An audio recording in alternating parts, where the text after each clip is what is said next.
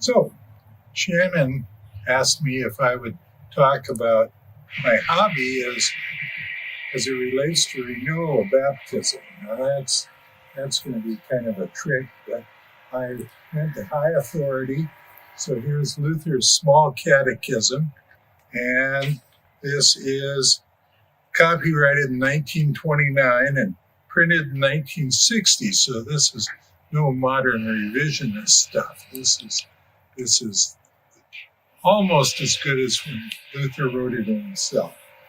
And what it said is baptism signifies drowning our sinful nature, and then the new person comes to live before God. I didn't choose photography as a hobby because it was some kind of sacrament, but there are some links. When you go to take a picture, if I'm going to take a picture of this bush, if I take the picture from the top looking down, it looks a lot different than if I get underneath the bush and take a picture of the bottom of the leaves, or just stand at 6 feet and look at it straight on. And I think it's really important in life that we look at things from a variety of perspectives. It's so easy to think that everything in life is lived the same way that we live it, and we're not always aware of the fact that perspectives can be a lot different.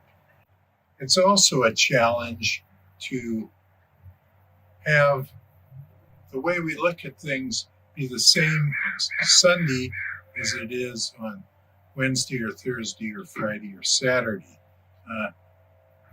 Having the same outlook on life the whole week is really an important goal. Another part of photography that I think applies to all this is that in photography you have a focus, a reason, why am I taking this picture? And that becomes the focal point of your picture. And I think it's fair to ask, why am I living life the way I am? And what is my focus in life? The composition of the picture is important, how you arrange different parts of the picture, and similarly in life, how we arrange our life, what things we put front and center, what things we hide off in the corner. I think that's something critical to think about. In photography, if you've got your focal point, the reason you're taking the picture, but if you have a really bright spot in some other part of the picture, that tends to distract from the reason you took the picture. Your eye gets drawn over to the bright spot.